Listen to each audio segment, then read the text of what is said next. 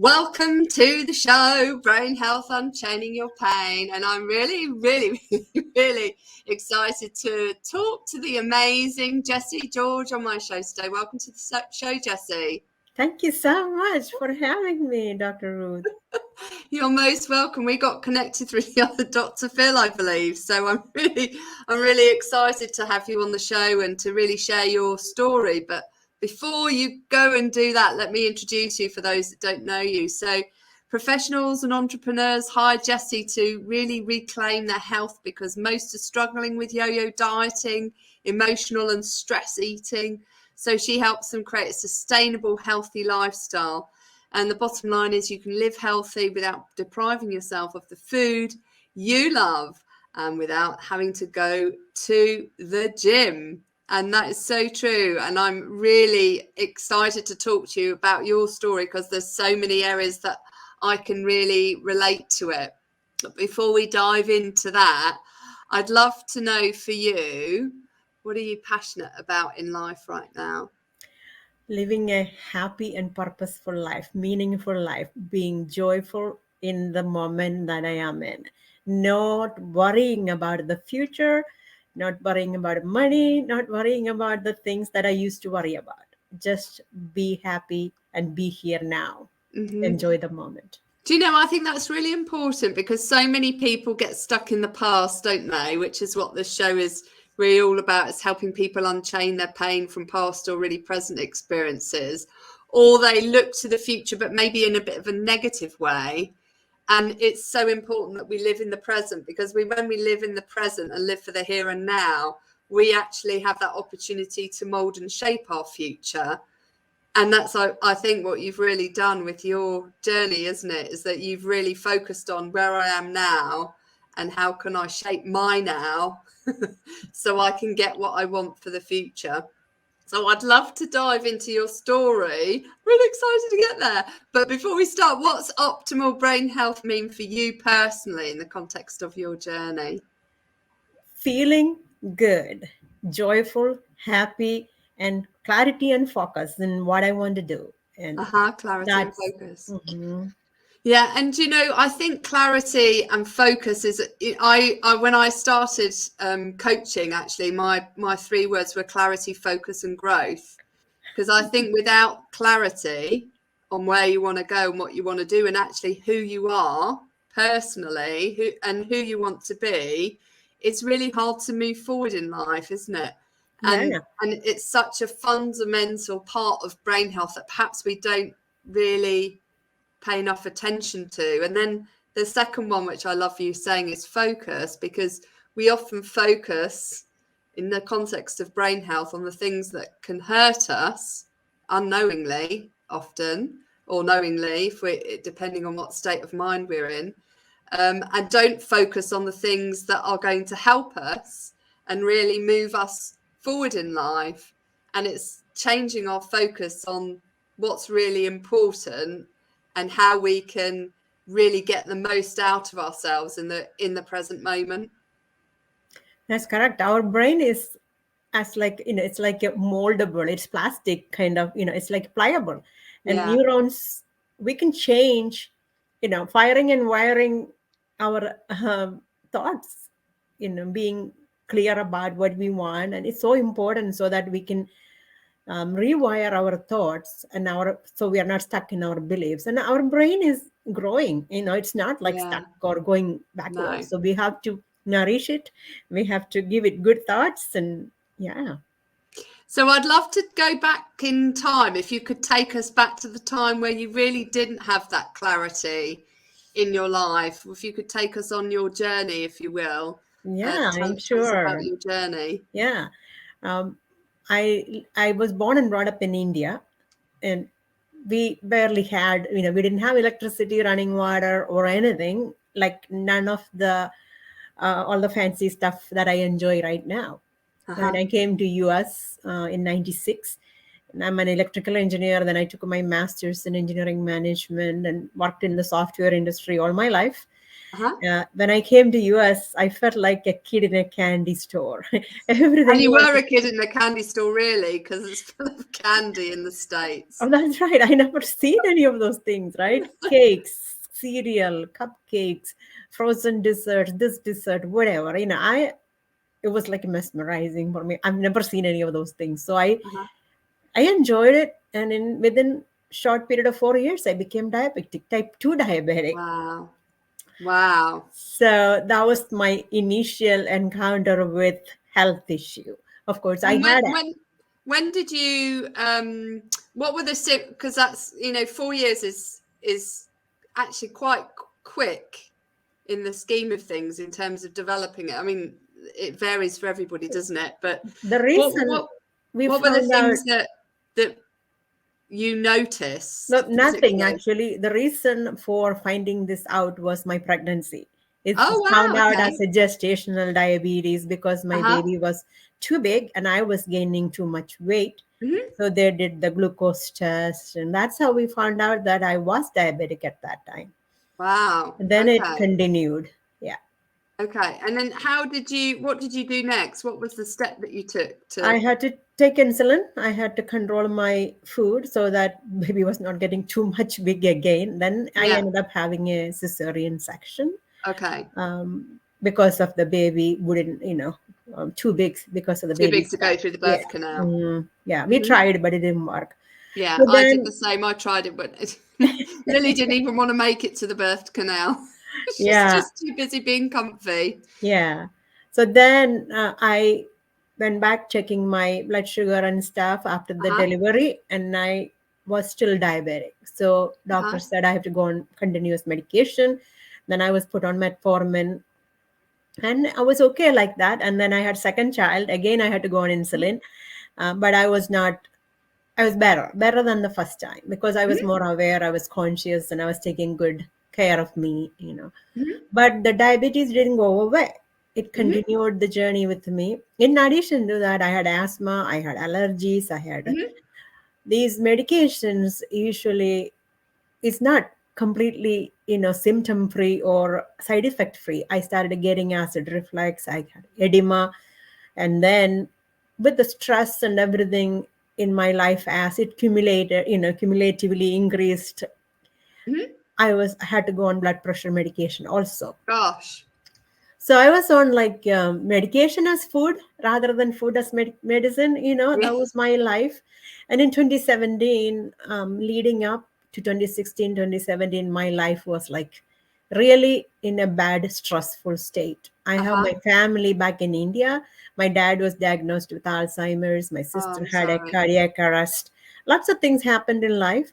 And our company that I worked for, 20 plus years that time was restructuring. And the things didn't go in my favor and I lost my job. And I felt like that time really nobody wanted me. I am not respected. I'm not, nobody wants to even talk to me. And my friends from work never even asked me how I'm doing after the job loss. I felt like the life was meaningless for me and I just didn't want to live anymore. I didn't know why am I living because I'm not bringing money in. What am I doing, right? I'm an engineer and felt useless. And I didn't know what to do. And I cried. I felt like I was grieving a death. I only worked for that company after coming to USA. So it was 20 plus years. How long had you been working for them? 20 years? Yeah, 20 plus years. And it was not close to my retirement age either. So I lost the job and that made me feel worthless, And I'd like to pause you there because it's really important that we reflect on this in the context of brain health, because people often consider grief associated with the loss of some body, which obviously you had experienced, previous to that.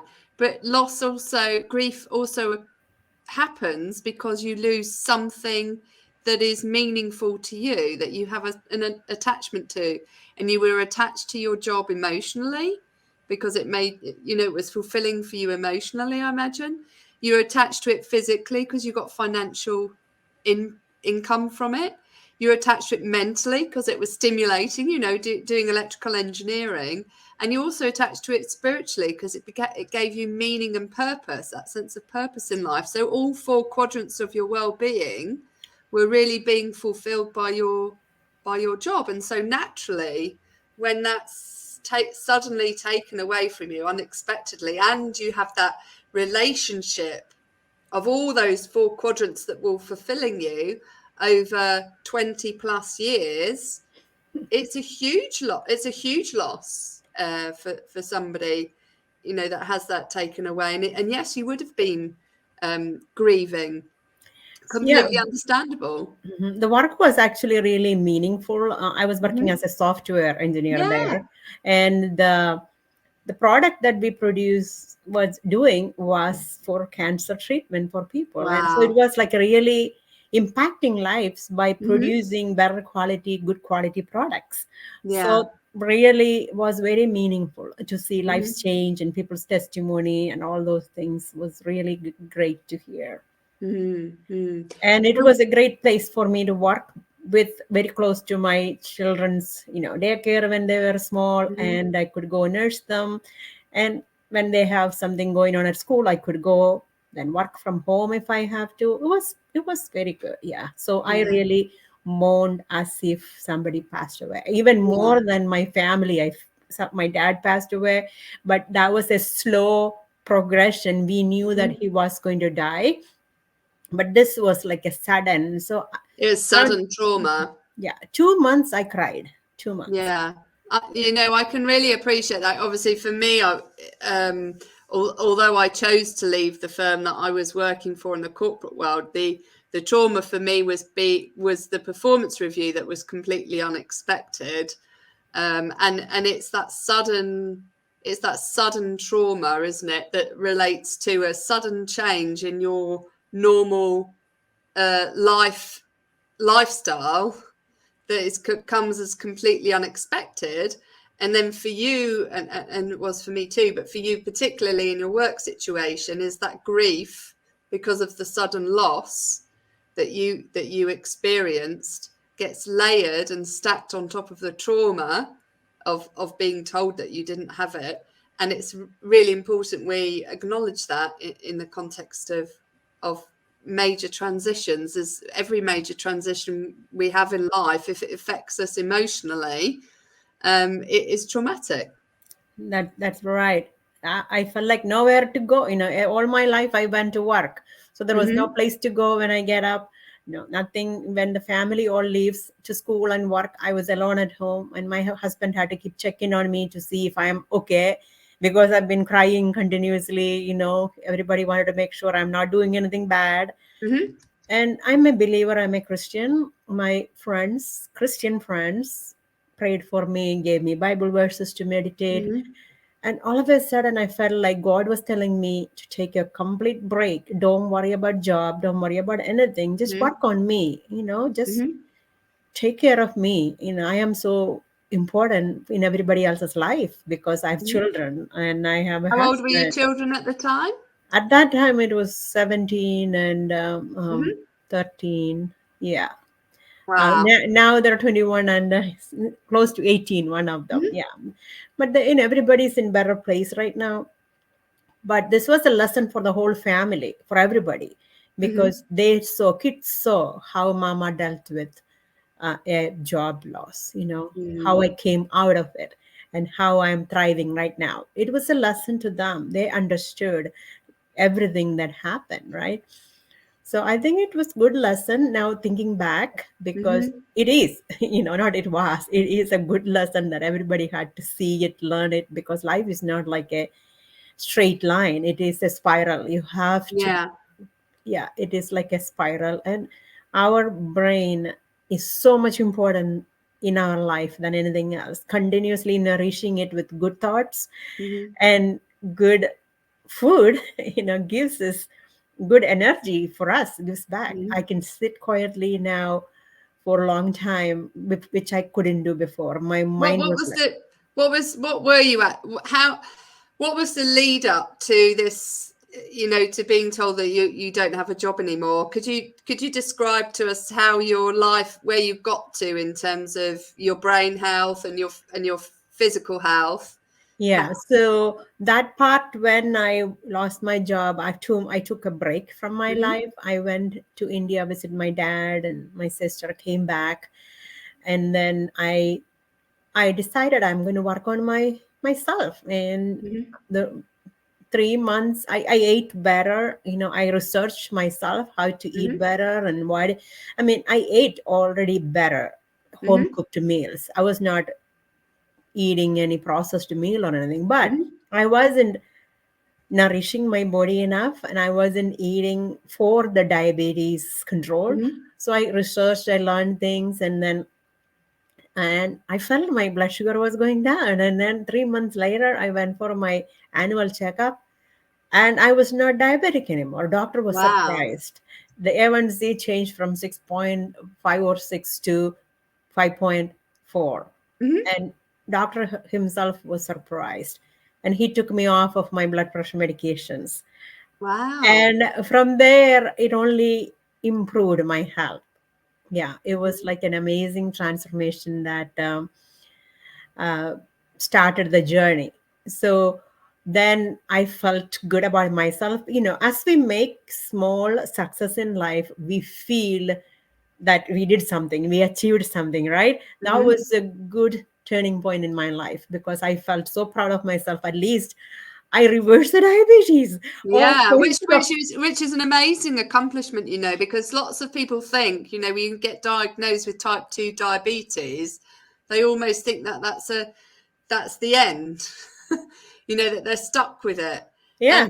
And you're not, because it's typically lifestyle induced, and so it's lifestyle reversible. That's right. I had to work on myself a lot, journaling, Mhm. writing. I had to find my why, and I had children after 35 years.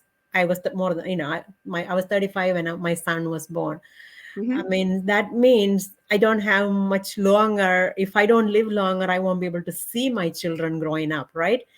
I Yeah. would, I had to write my why statement, and I had to look at it every day to so that I want to see my children growing up. I want to be in their milestones and important moments in their life. I want to be here. That was my real why. That's why Yeah. I did all these things.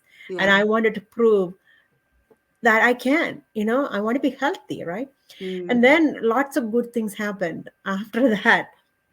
I continued this journey and I kept going. And then 6 months later, I lost all the gained weight. I Mhm. became my normal size. And then all of a sudden, I don't have edema anymore. My feet is not swollen anymore. I used to have like a elephant fat, like, Uh-huh. leg. And now it's not swollen. And that gave me more confidence. And then I said, okay, I want to study about what is going on with my body. I took classes to learn nutrition. Uh-huh. And I asked my family, is it okay if I start a website so I'm bored at home, right? That's why I'm doing all these things. I wanted to Yeah. do something to keep myself occupied. And I started taking classes. I started a blog site, and all those things was to keep me busy and occupied so that my brain is not going idle. And, idle mind is a devil's paradise, right? I didn't want to go there.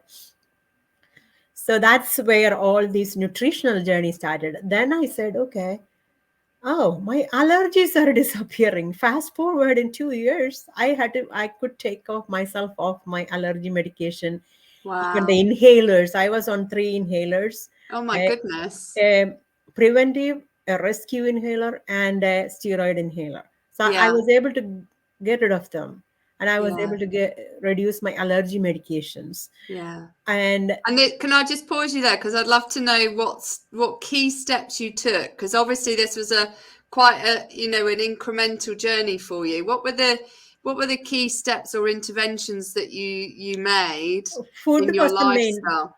food was the Food. main food that was the main thing. Then meditation, journaling, Mhm. and focusing on what I really wanted.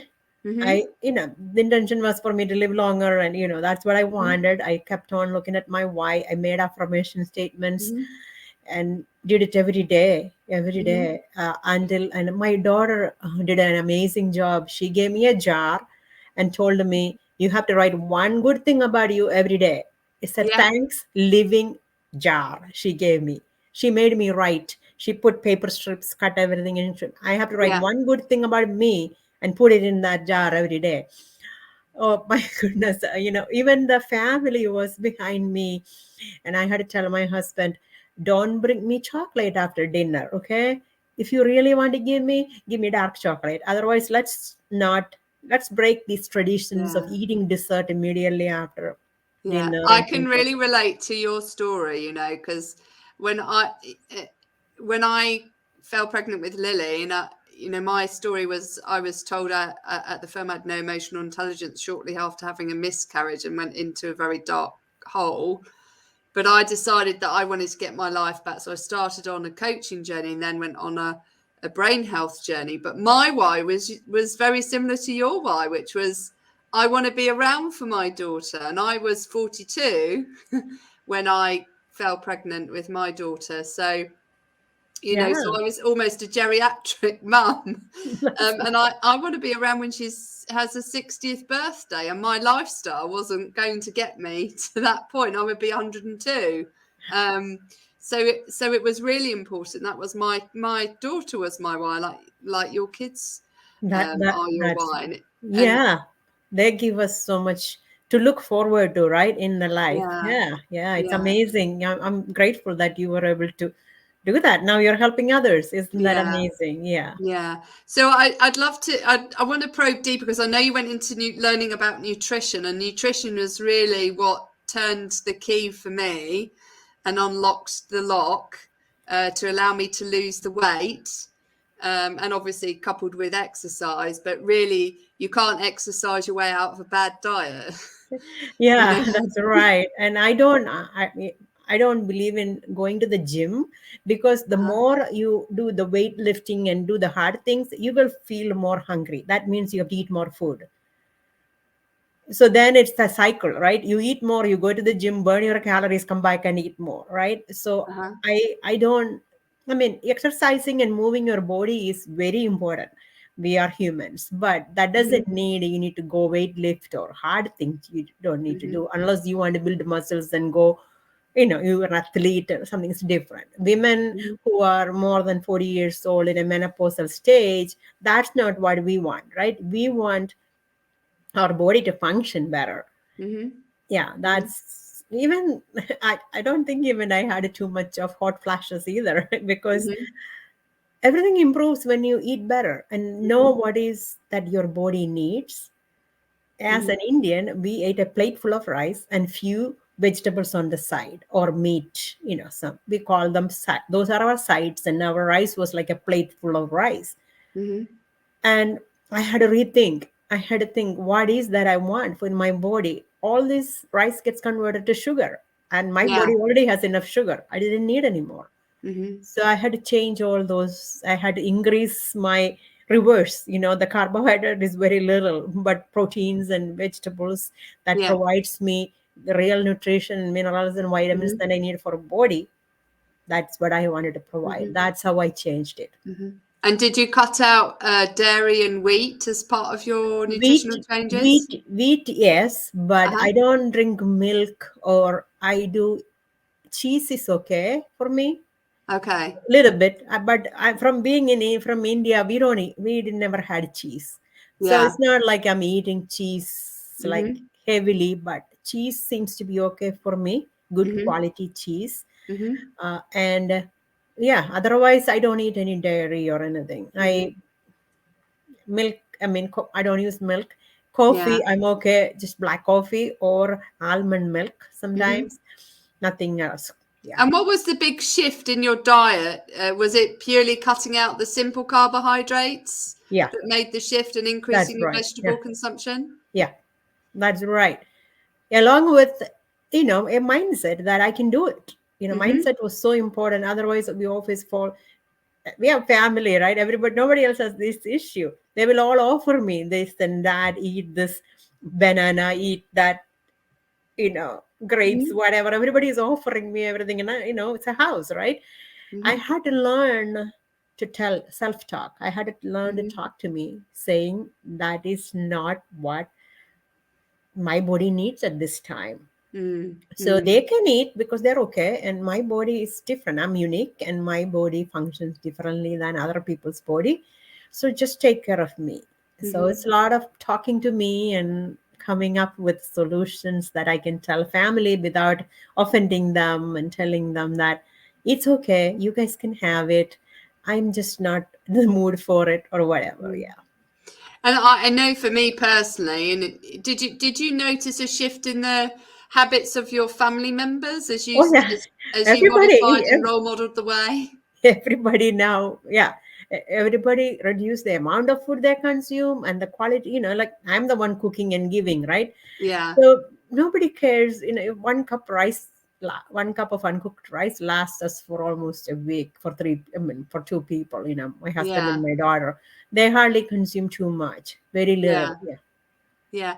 And you know what I think's most important here is that it's the simple steps that we can control that can make a radical difference in our health and well-being, particularly in our brain health. I mean, our brain's connected to the rest of our body. So what's good for our brain is good for our body. What's good for our heart is good for our brain. So when we focus on, and I know you mentioned your asthma and your reduced as well, didn't it? Your That's right. Yeah. allergy symptoms. So the brain is, we focus on first and foremost in from my perspective, but the second brain is our gut, Gut. and we Yeah. need to feed our gut the stuff that our gut soldiers or our microbiome needs in order to function effectively.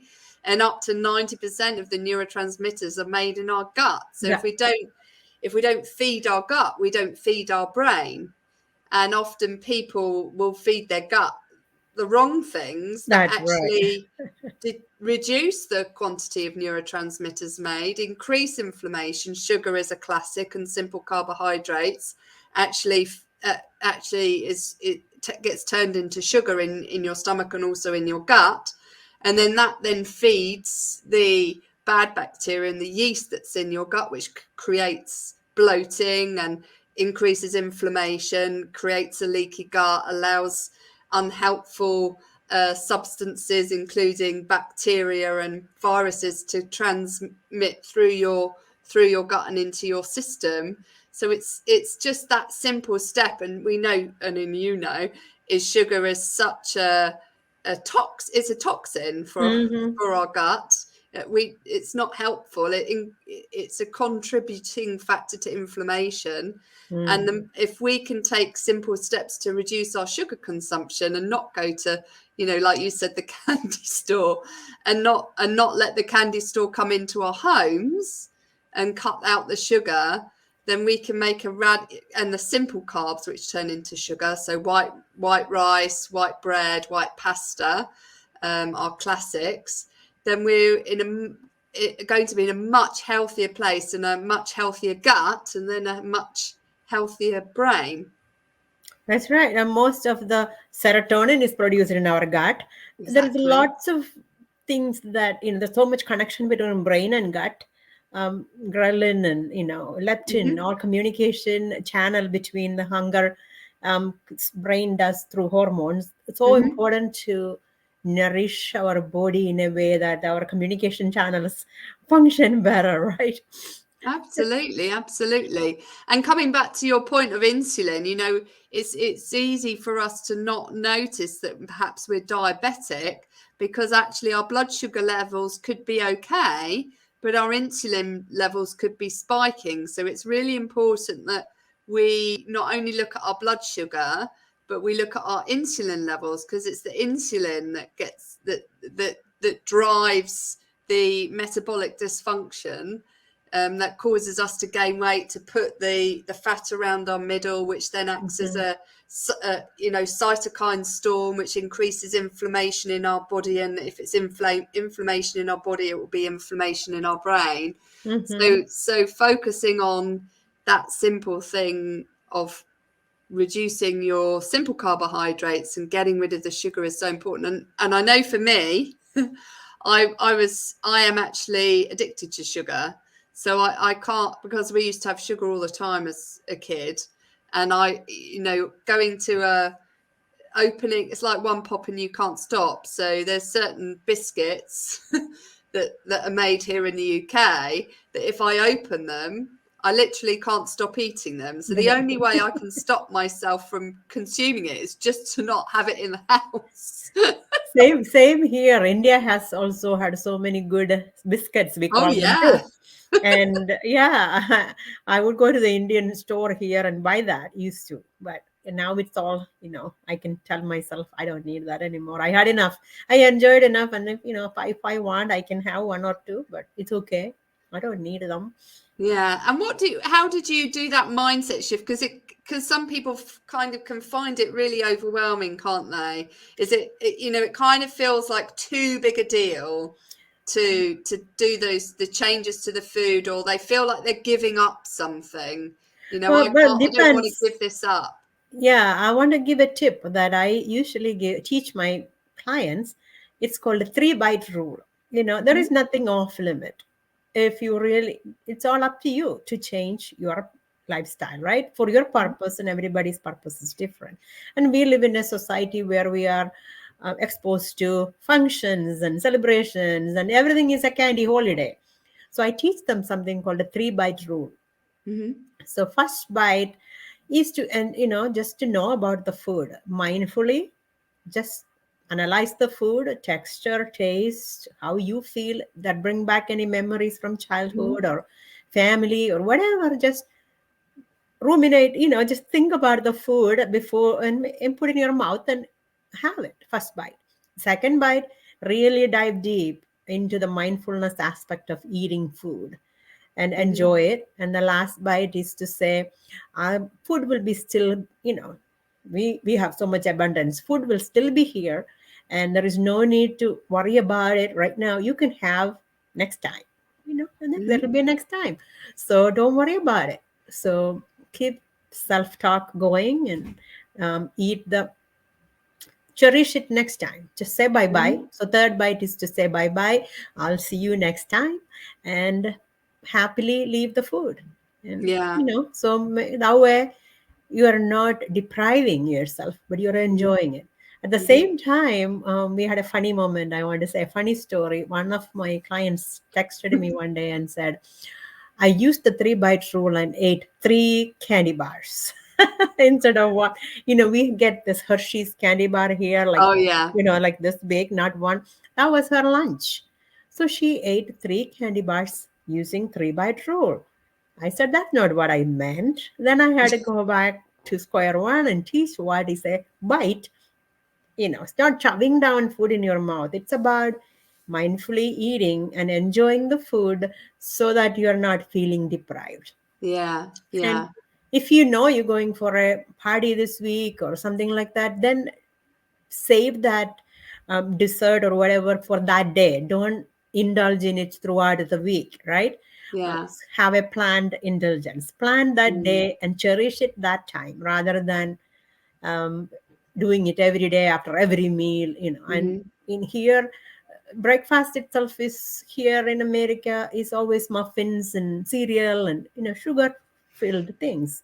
So we already have so much sugar plus this lifestyle, right? So think about that. I teach them to just happily say bye for now. It's not going anywhere. I'll come back and see you next time. I think that's a really good idea. I don't know if I'd be able to follow that though, because I know that because of my addiction trait, it's very hard for me to stop eating once I get tucked into a chocolate cake. I think I would be the lady with the Hershey bars. Yeah, if we really want it, we can do it. That's all I say. If you really want it, bring your why in front of you, have the why power, make you cry, then you won't do it. Yeah. Do you know the question I often ask myself is, I ask the question as I'm eating it, is this good for my brain or is this bad for my brain? And I focus on doing the things that are going to help it. and stopping the things that are going to hurt it. And I think, you know, the emotion, then we talked about it initially, didn't we? Emotional attachment is we have an emotional attachment to food, but it's focusing on an emotional attachment to something that's more than food. So, for example, you had a much stronger emotional attachment to your children than you did to the need to eat food that was unhealthy for you. Mm-hmm. So Also memories. Absolutely. So you shift your focus, that emotional connection. You made it stronger to your future you, and knew that to be that person that you wanted to be, and to be there for your kids in the here and now. It was only 3 bites. That's right. Plus, if you work in a company environment, people always bring donuts and spud nuts and candy and all those things. So always the break room is filled with the sugar. Yeah. And so the environment plays a big role. And Huge. saying no is so hard for us. We think about pleasing others, and we think about how others will look at us, all those things, right? We have to keep our brain sharp and stay clear, on Yeah. be in the driver's seat Yeah. of your life. That's right. I totally agree. And I'd love to tap into, you mentioned one of the 5 pillars of health, of brain health, which is your surroundings. And I'd love to just tap into the other 4 pillars, which is feelings, actions, connections, and thoughts, which is remembered by the mnemonic facts. So let's look at the facts, and I'll do a bit of fun facts quiz now. So if we dive into the first pillar of feelings, what feeling or emotion is most important to you in life, and why? Joy. I want to be happy within me, and whatever is right now here, I don't want to be a worrying person. I just want to be content and find joy in my life. And when do you find when do you experience the most joy in your life now? When do you really get that joy coming to the fore? Lots of things. Every day I find joy by focusing on gratefulness and where I am, where I came from, and what I'm doing right now, changing lives.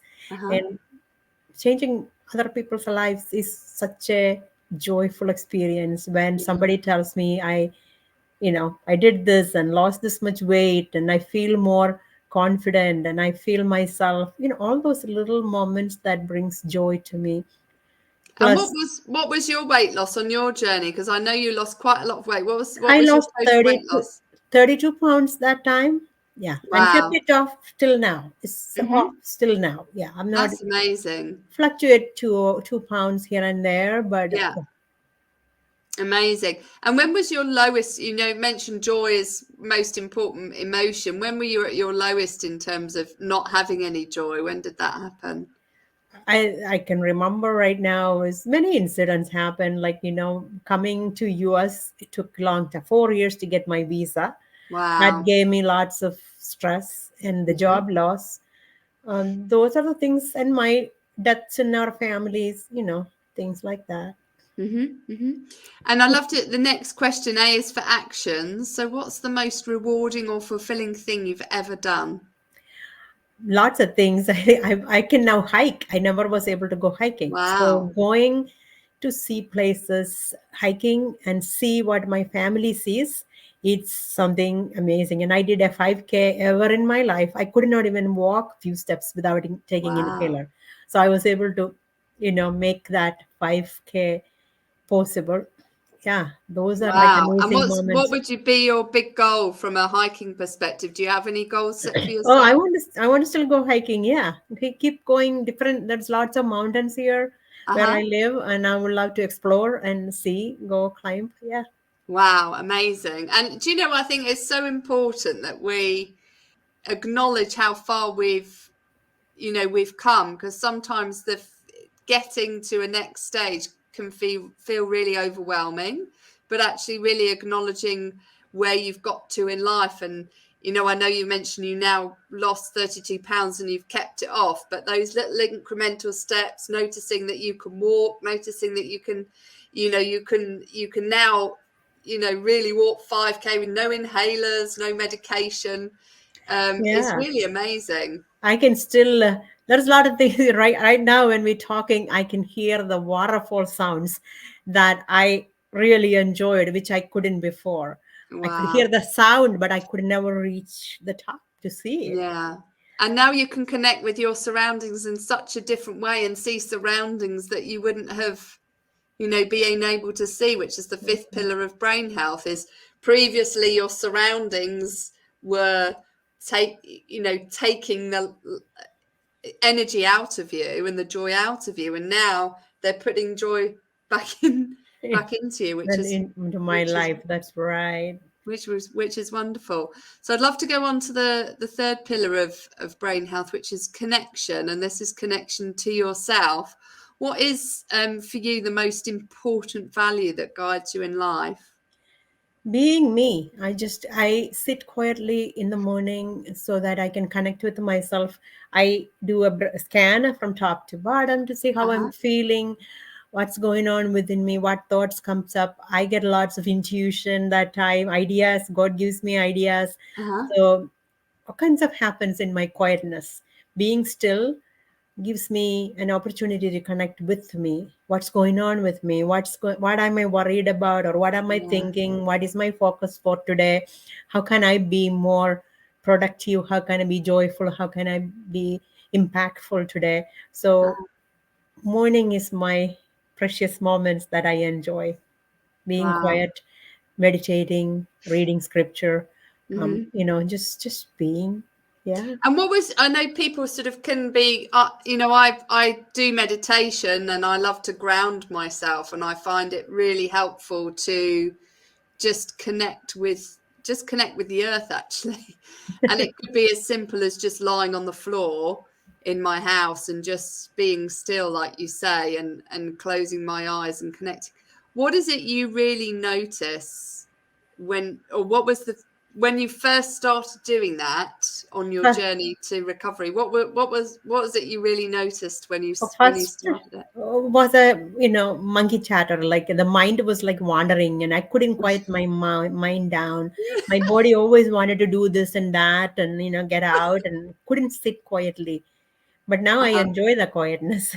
Yeah, Just and I had the same as I used to listen to an app and I get guided meditation, and my mind was going all over the place. It was really difficult to just be still, and it's yeah. such an important practice to be able to listen, not resist, let your mind do the wondering and be okay with that, but be able to come back in and just be present with yourself again. And and i and I notice so many things. I notice surroundings. I'm more aware ever than before in my life, more awareness.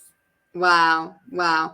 And Yeah. in terms of your surroundings, what's the most beautiful place you've ever visited and why? Oh, I visited Grand Canyon. Is still like in my mind. I love Wow. Grand Canyon. There is a place closer to Grand Canyon called Sedona that is like uh, red rocks, and it's just serene place just to be there and sit. Lots of place. What makes it super serene? It's What is it? all.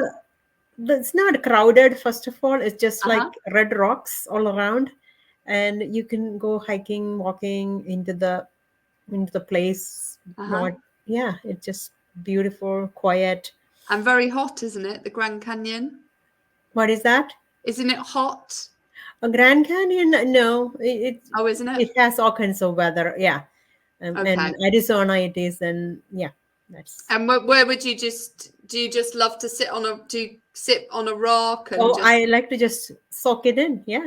uh-huh. Lovely, lovely. And I know you mentioned a lot about thoughts. I'd like to dive back to the fourth pillar of brain health, which is thoughts. What stupid or crazy thought have you often told yourself that isn't true? Well, I couldn't do anything. I never thought I would learn nutrition. I'm an engineer. I never Uh-huh. thought of nothing. So I kept telling, is this something I can do? Oh, how about coaching other people? No, nobody will want to come to you. I started offer free coaching and nobody wanted it. People were like very reluctant to make the change. So I didn't Uh-huh. believe in me, but I said, okay, I'm going for it. I made up my mind. I want to see where I can take this. I'm going. I am not going backwards. I'm going only forward. I want to write a book. I want to be an author. I want to be a coach. I want to be a speaker. I want to share this message to the whole world that, live a life that is meaningful to you, that is Yeah. purposeful to you. Is your health important to you, or the advertisements by the food industry is what is important to you? Train your mind so that you can focus on what is important to you. And it sounds to me like you know on your journey you really, the food industry is a, I'd pull on that now, is that it really hijacks us because it misinforms us as to what's healthy and what isn't. And often all of the adverts that come out on television Yeah, with but regards to food and advertising healthy food, they don't uh, advertise vegetables, they don't advertise fruit, they so I don't. advertise processed food with a banner that eat this or drink this and you'll feel great, or eat this and drink this and it's a health food, and actually it's full of junk. There's nothing food related about it because it's got more ingredients than you can Can name it, spell it. Yeah. name or spell. There's nothing that you can recognize in it. But Yeah.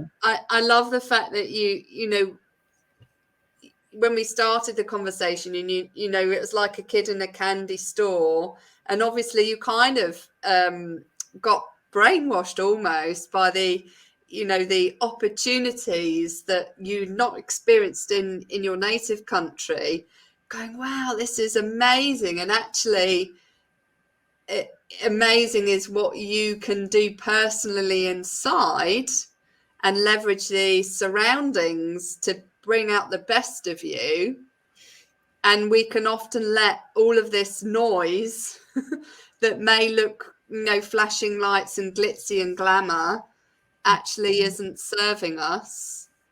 And it's really like you say, dialing back in to who you are and who you want to be, and connecting with yourself personally and taking back control and knowing that you've got the power to do what you want to do on your terms, and take back the power of your health, which food had taken from you, because it wasn't serving your brain type or your body type, and that you were really able to do that.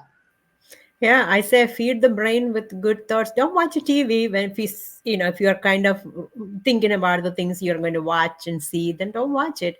Plus, COVID gave us an opportunity, a possibility to order things online, so we didn't need to worry about going to the store and seeing all the display. You can avoid that if you just order online, Yeah. and you can create or think in a different way about COVID. Think of it as a possibility, as a new opportunity to design your life in a better way rather than, you know. Yeah, no, do you know, I think that's really a really important point, that it has given us an opportunity. And I know, when you talked about your journey where you were suddenly made redundant, many people in the States and around the world have been, in the UK as well, have been made redundant as a result of the pandemic, because businesses have restructured. Mhm. And it can be like you said at the beginning, it's a grieving process when you've had your whole life has been tied in to the enjoyment of the job that you were doing, and the financial benefits that you got, the health benefits, or the job satisfaction, and everything that's tied into it. But it's knowing that everything that happens to us can happen to us for a reason, and is it leveraging the power of that and seeing it as an opportunity, like you said, to do something different, to reskill yourself, to upskill yourself, to see the world in a different way, to learn more about you personally and who you are, and learn about how you can get the best out of you, which is so important because we only have one us. Everyone else is taken, so we need to focus on how can we get the best out of ourselves. I think that's so important, and I love the way that you've been able to do that transition. Yeah, it's an amazing journey when you think back. Yeah. So in the context of your journey, and in people who have lost a job, what one piece of advice would you give to anybody who has been suddenly made redundant and they feel they're in that grieving process? Your health is the most important wealth. Focus on your health and good health. When you have good health, you can do anything you want. You can go find a job, whether it is small, big, you can get a brand new start. Focus on your health first, create a healthy lifestyle, and then move forward from there. Your health is your wealth. Your health is your wealth. And I do you know, I think that's such an lovely saying, your health is your wealth, because it really is. It's about putting the oxygen mask on first, isn't it, before you seek to help others. So it's making sure that you take care of you, and you really, you know, we all have the power to take care of ourselves, but often we forget to do that. And often it takes a transition in our life to realize, no, actually, now it's my time now. It's my time to look after me. And I know when I look after me, I can truly look after everyone else. And like you say, your health is your wealth. Jessy, how can people get hold of you? They can find me on LinkedIn or on my website or Facebook. Anywhere they can look up my name and I will show up. And I would love to help people who want to lose weight or reverse type 2 diabetes. You know, I do group coaching and I would love to help people, especially professional people like me who sit all the time in the office, talk to the computer, not to the humans, and then wanting to know how exactly they can stay healthy while they work.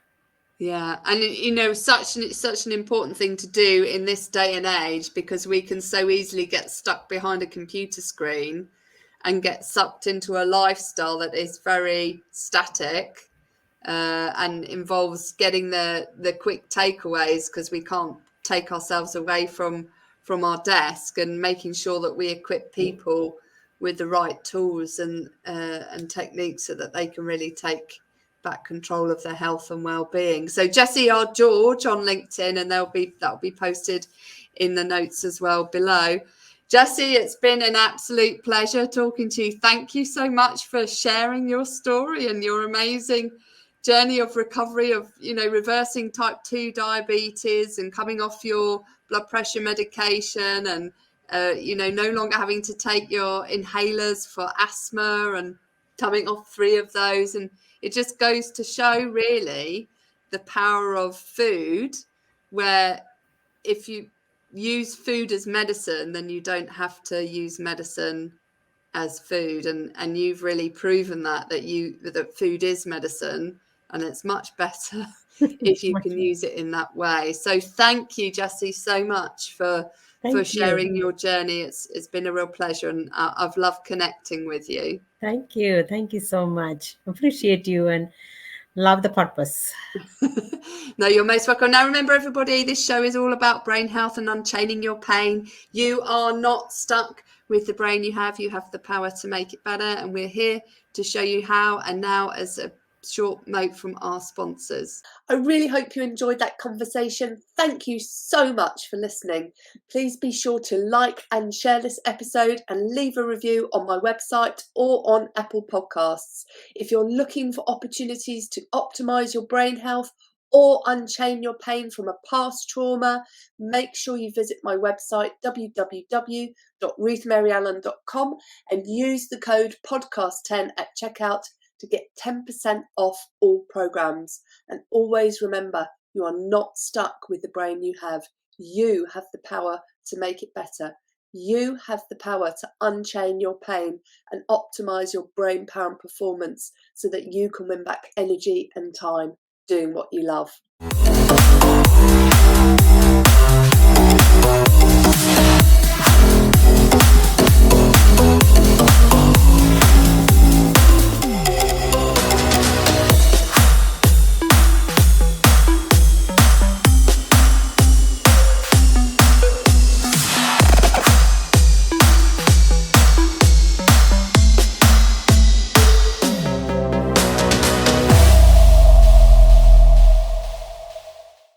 Each episode of Brain Health Unchaining Your Pain with Dr. Ruth Allan is for educational and demonstration purposes only. The information shared in each episode should not be interpreted as medical advice. This episode should not be used to self-diagnose or self-treat any health, medical or physical condition. Do not use this episode to avoid going to your healthcare professional or to replace the advice they give you. Consult with a trusted healthcare professional before doing anything contained in this episode. If you have any questions or concerns, please contact www.ruthmaryallen.com/connect.